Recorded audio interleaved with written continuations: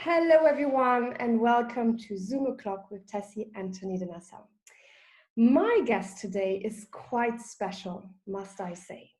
Lameen Abdul-Malik lives in Dubai right now, is the receiver of the Nobel Peace Prize in 2005, is an international affairs specialist, a coffeepreneur, intellectual philanthropist, and so many more other things. Welcome, Lameen. It is such a pleasure to have you with me today. Thanks a lot, Tessy, for this opportunity to talk to you. So, as I was going through your CV and everything you're doing, I didn't know where to start. So I thought a new topic to me, surely because I don't drink coffee, was the intriguing part of coffeepreneur that you very proudly advocate grandly on your LinkedIn. You even have a personal blog, which is fromcoffeewithlove.com, that you have since 2007, for which you were even featured on CNN's website for drinking coffee in Vienna, which I think is absolutely incredible. You have as well been invited to the International Coffee Organization to participate in a EU coffee symposium on the UN Sustainable Development Goals. Wow, sounds so intense and so amazing. You know, my partner is a fellow coffee lover as yourself. And so there's so many questions I have, because we are obviously now homeschooling a lot, we're working from home a lot, home office and all of these other things. So people tend to drink more coffee because that's what you do when you're at home, right? Also in the office, but at home for sure. So as an expert yourself and having dealt with the topic in linking it with the Sustainable Development Goals, what do you think about coffee production, and its link with climate change? Okay, thanks a lot, Tessie. That's a very, very important question. Just basically some of the work that I did in my previous job at the IAEA, what we've noticed is that a lot is going on with climate change in terms of reduced rainfall, for example. And last year, actually, I had an opportunity to go to a coffee research institute in Kenya, in Ruiru, just outside Nairobi. And they're doing a lot of fantastic work. They've been developing a new coffee variety called Arabusta. So in coffee, there's actually two varieties, prime varieties. Arabica, which is what you get in high-end coffee shops, and Robusta is the cheaper, more caffeine-fueled bean, which you tend to get more in instant coffee. So the idea is basically to do with climate change. They're looking at developing new varieties that tend to satisfy at least 3 to 4 parameters. The first one, definitely, it should be a little bit more drought tolerant. It should be higher yielding, and definitely has to be a lot more nutritious. So if you look at what's happening in the world at the moment, in terms of, there's a lot of farming of coffees. And last year, one of the reasons why I actually went to the EU symposium was the price for coffee actually fell dramatically. So last year you had a very sad scenario where even in farms in Guatemala, the farmers were actually abandoning their farms because the price of coffee was so low, which was actually very, very sad. You fast forward, or you go to like a typical European city, and people are paying like $3, $4 for a cup of coffee. Also last year, what was a bit controversial, there was even an article in the Financial Times where they said for a £2.50 cup of cappuccino, the coffee farmer gets 1p. That's actually atrocious, because it means that everybody, the other side, spend that amount of money on coffee. But of course, you have people in the coffee value chain who are saying, no, it's not. We have to charge £2.50 because we've got to pay rent, we've got to pay staff. But the farmer at the source is getting such a bad price. So, I mean, of course, people have different arguments for where they are. But let's face it, when it comes to the coffee farmers, whether it's in Africa, South America, Central America, Indonesia, there's no way they should be getting 1p on a cup of coffee. First of all, it takes a long time to even grow coffee. If you start, it usually takes 4 to 6 years for Arabica. So even a coffee farmer started today, it's going to be about 4 to 6 years before they actually get their cup of coffee onto your plate. I definitely think there should be something that's addressing the source. What happened last year as well in September to address this was the ICO, International Coffee Organization, is actually based in London. They held a conference in September last year to look at trying to agree with all the major players to get some kind of base price. Now you have something similar in Colombia, where the Colombia Coffee Authority actually guarantees a kind of a minimum price for coffee farmers. Anything below that is basically unsustainable, because coffee farmers, and maybe later we might talk about the youth, is coffee farmers who are already there now. They've been doing it for like 20 or 30 years. But you're going to find the next generation might not want to be a coffee farmer. So a lot of coffee farmers now actually looking at how they can invest the money they get to educate their children, maybe send them to university, have a different life. So there's going to be a point in time, maybe in 30 or 40 years, or even sooner than that, where the amount of coffee supply is actually going to fall down because there's not going to be enough coffee farmers to go onto there. But definitely we're going to have to blame the consumer in the West. And one of the things we've been looking at with a friend of mine who's into blockchain was actually thinking about where we can have some kind of introduce into the coffee market. The consumer definitely has to be responsible for this. A bit more responsibility about where's my cup of coffee coming from? Is the farmer getting a fair price? And you can basically use blockchain, whether you use a QR code, for example, say, okay, can I see the picture of who the farmer is involved in this? Is there a guaranteed price or a document, an invoice, and that farmer got this price that's sustainable for him or her to basically feed their families and educate their children? So I would like to see something like that moving forward, definitely, especially for coffee farmers who, to be honest with you, they don't get a fair deal. Thanks. Wow, that is so interesting. And yes, definitely, well, we see it in so many sectors that people are being exploited. You know, we have it as well with the avocado, the much loved avocado in the West. We have these avocado wars, and, you know, talking about coffee scare then, right? The same with chocolate. Yeah. It's definitely a domain, as you say as well, that needs to be regulated more, and where the consumer definitely needs to pick up some responsibility instead of buying that cheap coffee. So talking about it, you were saying with the blockchain QR code, for example, going a bit further then for people who are maybe not so familiar with blockchain, right? Because not everyone is in new technologies yet. Kind of like looking for them, is there like a website that you know where you can inform yourself of where to buy your coffee, or which coffee you should buy as a consumer, which is kind of like labeled as the good coffee company? Is it on your blog as well? And also within the same question, which coffee do you think personally is affordable but also gives back to the farmer the most? Okay, so what we call specialty coffee. So specialty coffee means basically preparing coffee, sourcing coffee in a non-commercial way. That's just a summary of it. So there was a concept before of fair trade, Rainforest Alliance, but what specialty coffee roasters do is they actually do something called direct trade. Now, direct trade basically means that the coffee roaster works directly with a farmer and guarantees them a much higher price than going through any kind of consortium, basically. So that's one of the things that I look for. Is if I'm going to buy coffee, I look at whether it's direct trade. So it's a specialist coffee roasters. Of course, you pay a much higher price. I mean, I don't buy my coffee in a supermarket. Let's say it's 250 grams as a standard. Maybe it costs, I don't know, $5. Whereas I buy my coffee at a much higher price, where, for example, it's 3 times the price of that.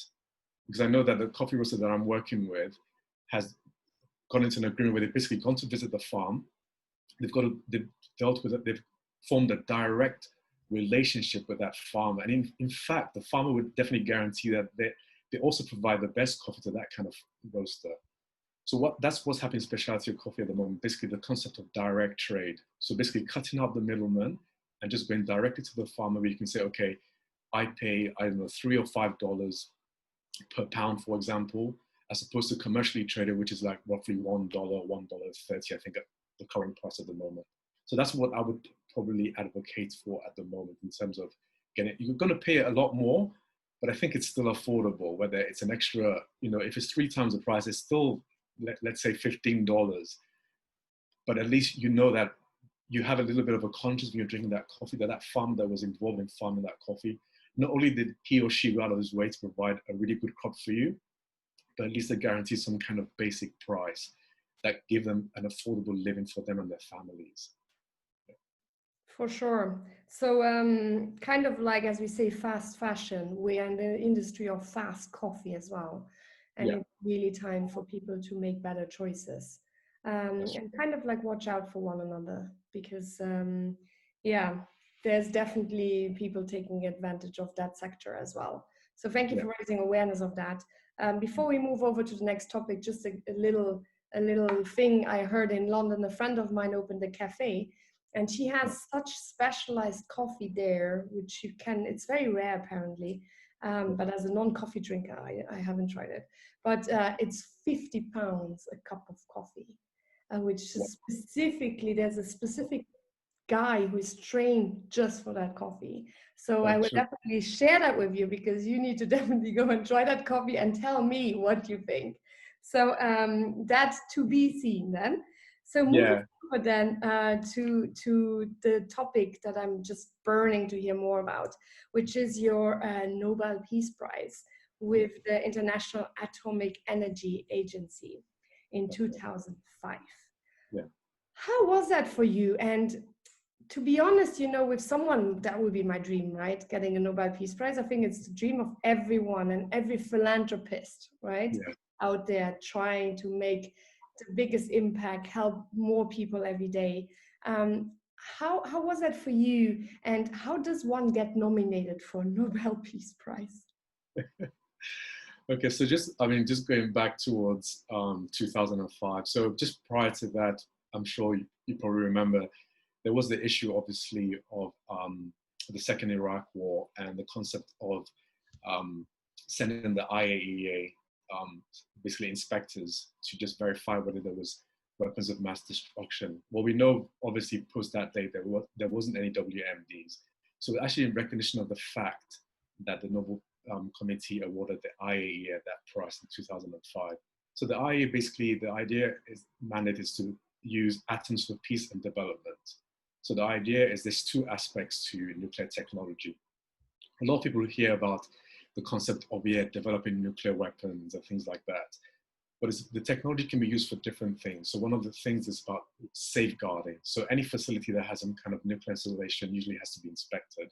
But the other side that people don't know that much about, one of my former directors used to say, the human face of nuclear technology is using it actually for development. So using the technology for things like even developing vaccines, looking at fighting cancer, for example, because nuclear technology relates to radiotherapy, for example. So basically looking at that technology for even developing new crop varieties. So for example, I also worked with other countries to develop new crop varieties as well. And in terms of the nomination, it's one of those things they actually don't even tell you. You actually find out when they announce it on TV. So I think the year before, the IAEA was also nominated with his previous Director General, Mohammed El-Baradei.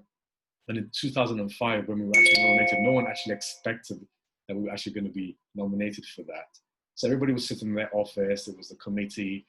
And then when we announced it, everybody was in shock. Immediately, the DG back then called a meeting, obviously, of all the staff, just to basically announce it, congratulate all the staff.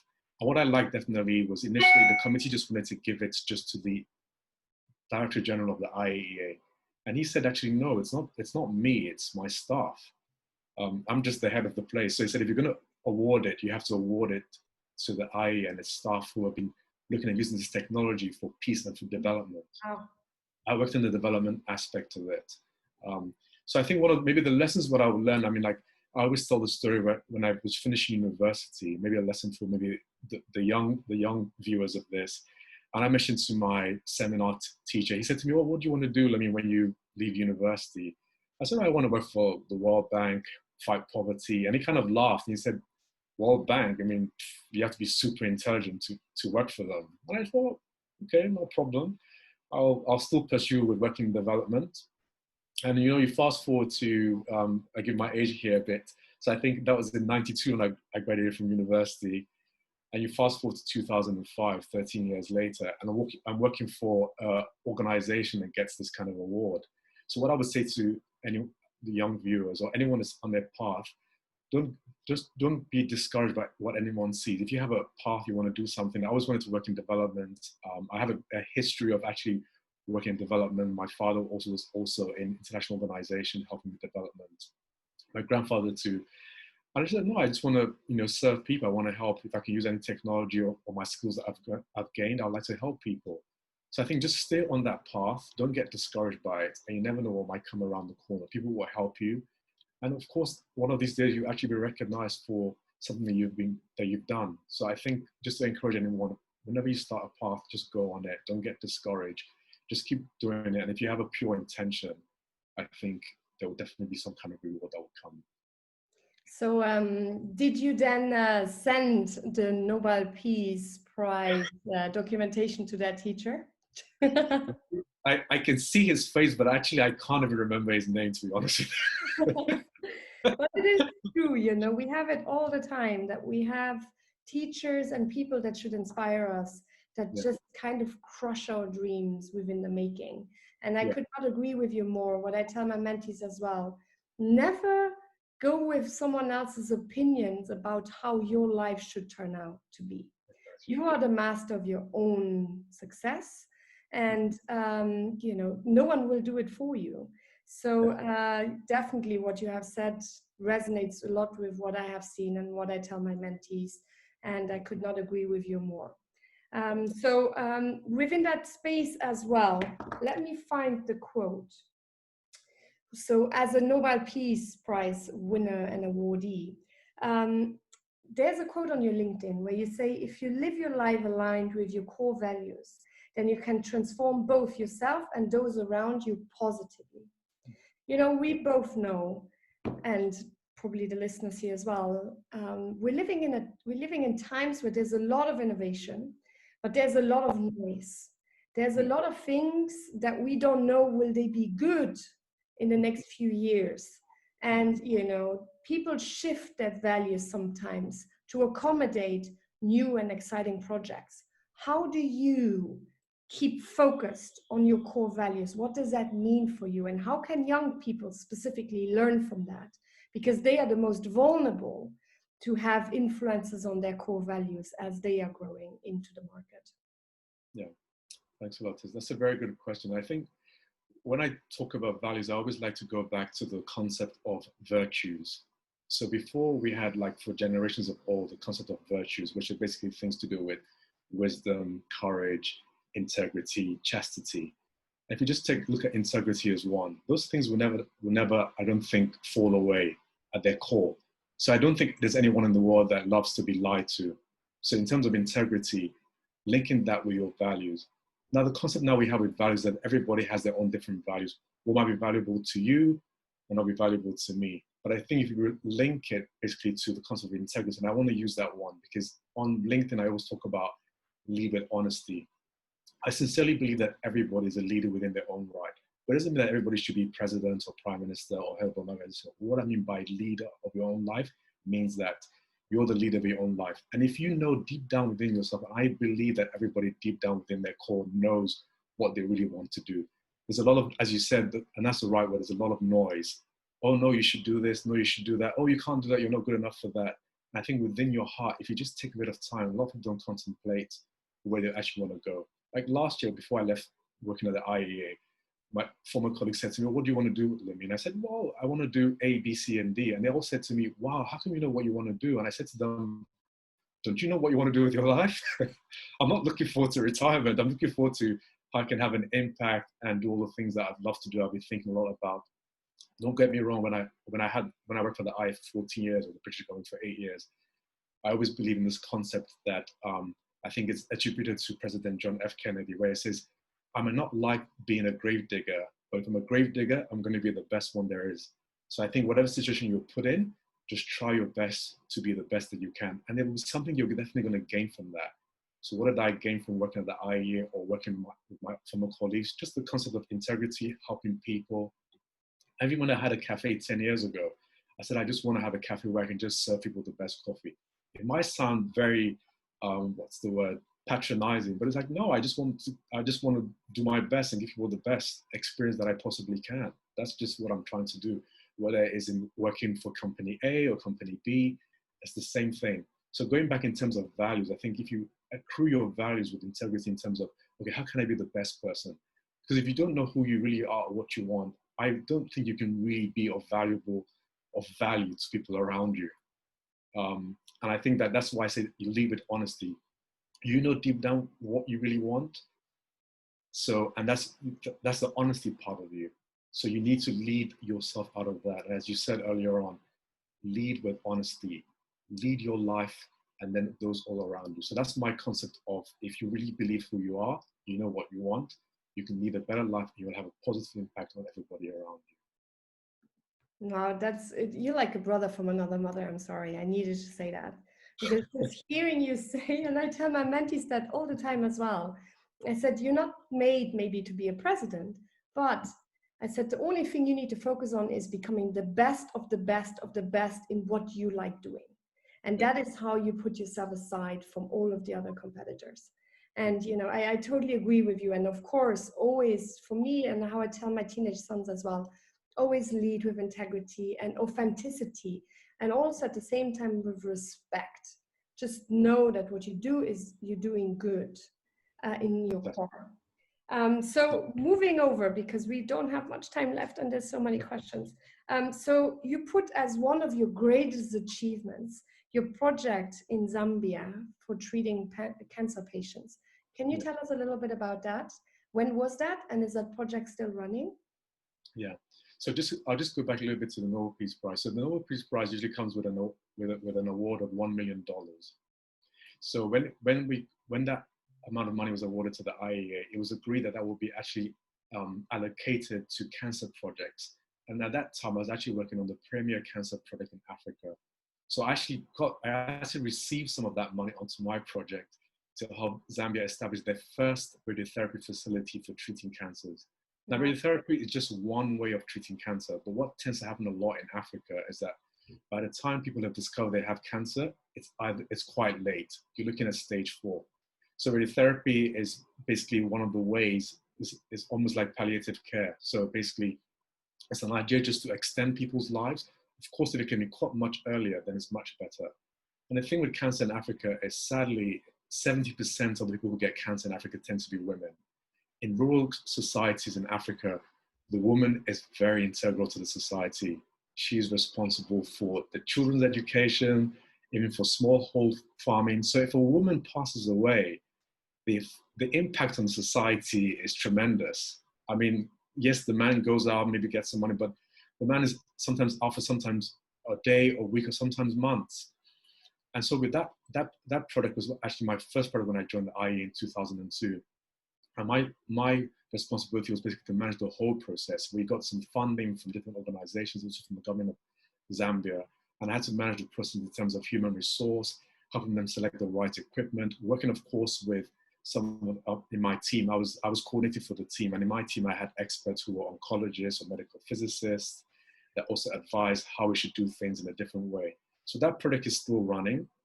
At the moment, they treat about 1,500 patients a year, and they're actually expanding because they need to have more people.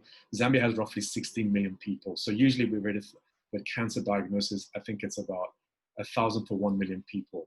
So if you have 16 million people, you have at least 16,000 new cases a year, which is a lot of people to be diagnosed. And I think what's important is that in terms of that figure, if you look at breaking it down to women or men that can be cured from cancer, it has a big impact. And the reason why I tend to like radiotherapy projects is that if you save one person's life today, the impact is tremendous. You might say, okay, it's just one person's life. But one person's life for that family, especially if it's a woman, is just, you can't put a price on that. So that for me, and the reason why that product was actually even recognized as a successful product in Africa, not because I was the manager for that, is because we actually followed some kind of experimental way of setting up a radiotherapy facility in Africa. So I'm glad to say that I'm even still in touch with the doctors that I trained on the project. We train them for 4 years. It takes 4 years to train an oncologist. I even have them on WhatsApp, for example. So I always speak to them, ask how things are going, how I can help them. And they call me, they always say, the only thing they didn't give me is they never gave me a passport for Zambia, because I was always very attached to them and I really like their professionalism. So also for me as well, at a personal level, my grandfather, my father, my brother-in-law actually also passed away from cancer. And they were not even like, my father never smoked. And I remember the doctor saying, I wish you smoked a cigarette so I can tell you how you got lung cancer. and they couldn't explain why he had that. So there's a personal thing to do with cancer, because I think if you're diagnosed quite early, you can actually be saved. It's one of those diseases that it's still the #1 killer disease in the world. At the moment, we're talking about a pandemic, but cancer kills. In Africa's predicted in the next 10 years, 1 million a year will die from cancer. That's a lot of people in 1 year to die from a disease, but people don't talk that much about it because it's what we classify as a non-communicable disease. So you get it from things whether it's to do with diet or lifestyles, but obviously you can't pass it on. But still, 1 million a year in 10 years, that's the prediction. That's a lot of people. That kills already more than TB, malaria, HIV, but it's not publicized. People talk a lot about TB, which before the pandemic we currently have, TB was #1 killer disease in the world. 4,000 people, I think, or 5,000 people a day, 4 million people a year die from TB. So that's just what I wanted to share with you.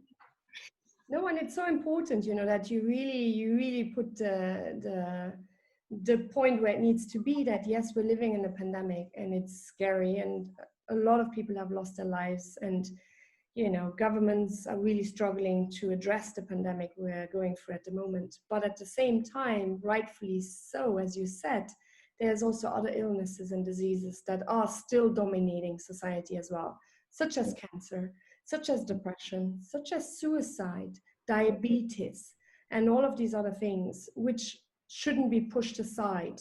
Like even in the UK, I don't know, there's, I think, 120,000 less newly diagnosed cancer patients this year.